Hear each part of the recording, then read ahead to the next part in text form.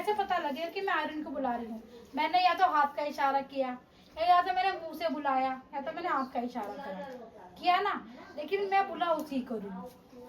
तो ये अब जैसे कि मैं नाम ले रही हूँ, जैसे कि मायरा तुमने काम कर लिया। तो बच्चों आप लोगों का संज्ञा हो गया था। Yes ma'am. इतने बच्चे हो पर आवाज एक की भी नहीं आ रही। Yes ma'am. आप लोग का सर्वनाम हो गया था। Yes ma'am. चलो पहले मुझे एक काम करो, पहले कोई खड़ा होके मेरे को संज्ञा की परिभाषा बताओ। बताओ, खड़े होके बताओ। को संज्ञा कहते हैं। वेरी गुड, बैठ जाओ। अब सर्वनाम की परिभाषा बताओ, आती है किसी को? संज्ञा के स्थान पर बोलो। संज्ञा के स्थान पे जो शब्द प्रयोग करने वाले किए जाते हैं उसे सर्वनाम कहते हैं। संज्ञा के स्थान पर जो शब्द प्रयोग किए जाते हैं उन्हें हम सर्वनाम कहते हैं। और किसी व्यक्ति, वस्तु, स्थान के नाम को संज्ञा कहते हैं। ये दोनों मैंने छोटे को ही बड़े सब बच्चों को दोनों को पढ़ा दी थी। क्या परेशानी हो गई है? कैसे भूल गए? अब मैं तुम्हें एक बात बताती हूँ, बैठ जाओ। इसमें लिखा था किसी व्यक्ति, वस्तु, स्थान के नाम को संज्ञा कहते हैं। तो संज्ञा क्या होती है? संज्ञा होता है किसी चीज का नाम, संज्ञा।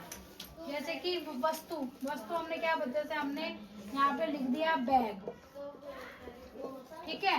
वस्तु, स्थान गांव, किसी व्यक्ति पापा।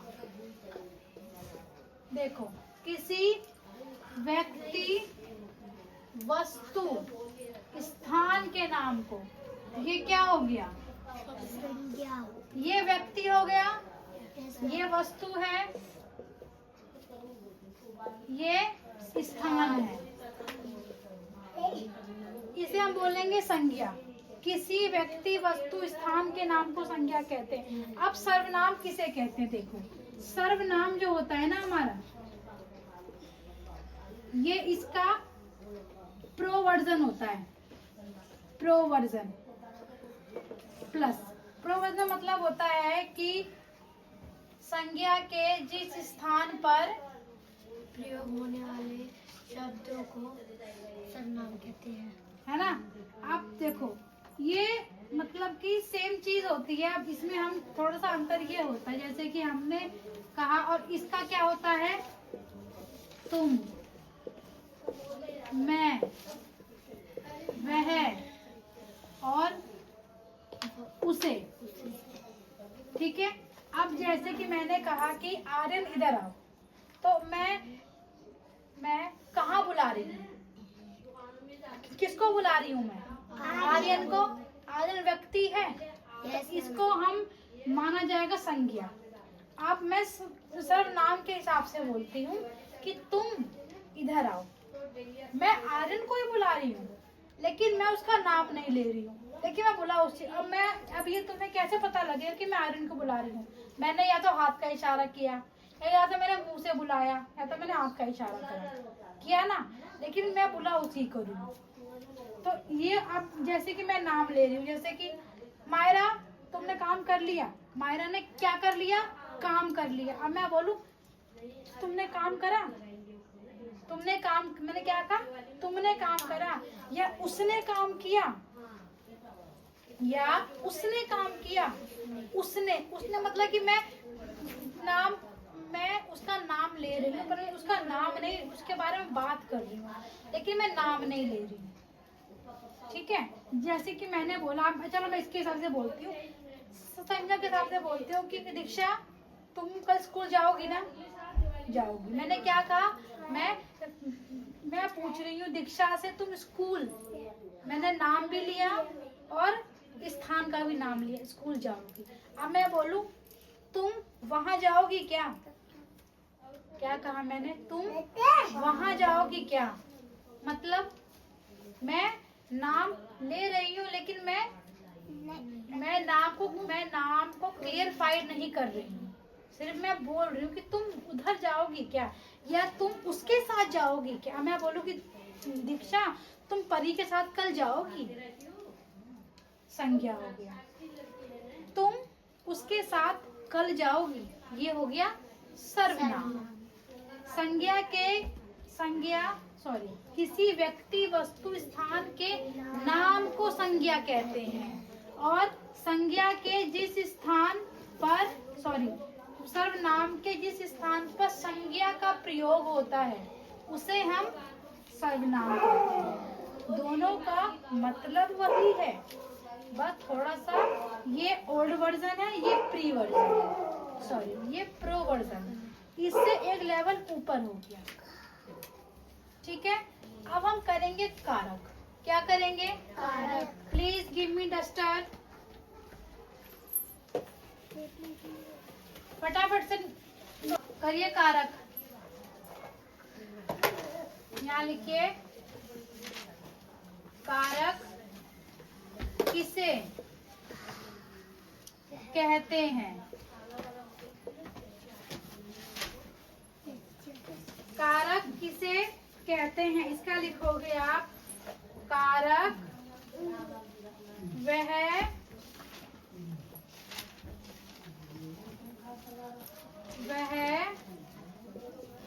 संज्ञा या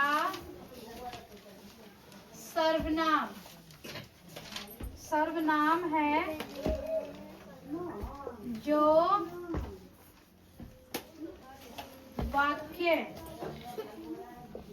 वाक्य में क्रिया के साथ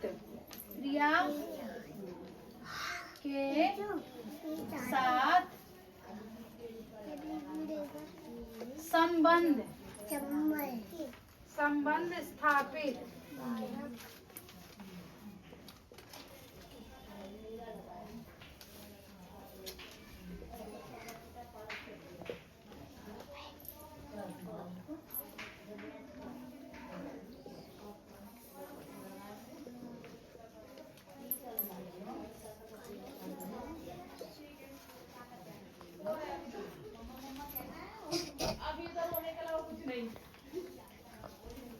वाक्य में संज्ञा। Keep quiet everyone.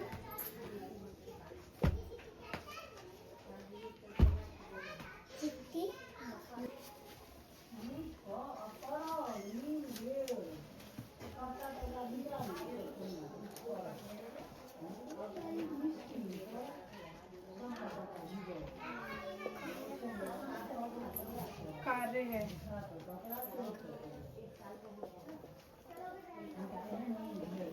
जैसे कर्ता,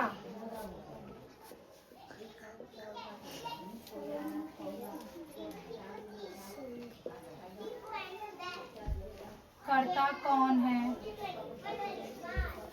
कर्म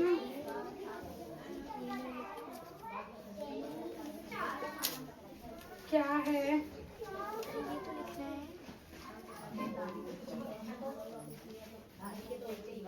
क्रिया कैसे हो रही है?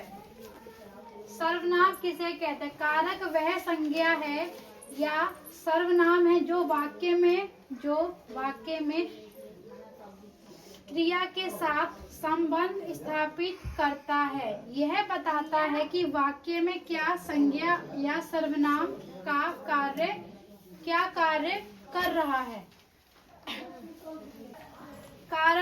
कारक वह संज्ञा या सर्वनाम है जो वाक्य में क्रिया के साथ संबंध स्थापित करता है। कारक क्या होता है? कारक संज्ञा और सर्वनाम के साथ वाक्य में संबंध को स्थापित करता है। इसका मेन वाक्य तब आपको समझ में आएगा जब मैं आपको इसका पूरा प्रोसेस बताऊंगी। इसके जो भेद होते हैं, कारक के 5 भेद होते हैं, उस भेदों को जब मैं क्लैरिफाई करूंगी उसके बाद आपको कारक की परिभाषा खुद समझ में आ जाएगी। ठीक है ना? उससे पहले आपको ये याद करना पड़ेगा। अब इसका एग्जाम्पल है, क्या लिखा है ये? कर्ता कौन है। कर्ता मतलब व्यक्ति कौन है, ठीक है। कर्म, कर्म मतलब होता है कि वो क्या कर रहा है। अक्रिया, जो वो कर रहा है वो काम कैसे हो रहा है उसे बोलेंगे हम क्रिया। कर्ता मतलब व्यक्ति, कर्म मतलब जो वो कर रहा है, क्रिया कैसे हो रही है मतलब कि वो व्यक्ति क्या काम कर रहा है, वो काम कैसा हो रहा है, ये है इसका मतलब, ठीक है। अब मैं कारक के 5 भेद, आप उसके बाद लिखोगे यहाँ पे, मैं बोलूंगी कि कारक के कितने भेद होते हैं, आप लिखोगे कारक के 5 भेद होते हैं, ठीक है। पहला होता है कर्ता कारक,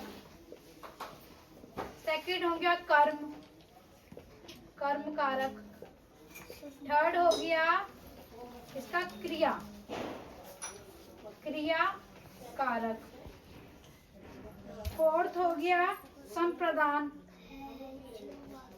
संप्रदान का मतलब बताऊंगी पर नेक्स्ट वाले में। फिर है आपदान, आपादान कारक,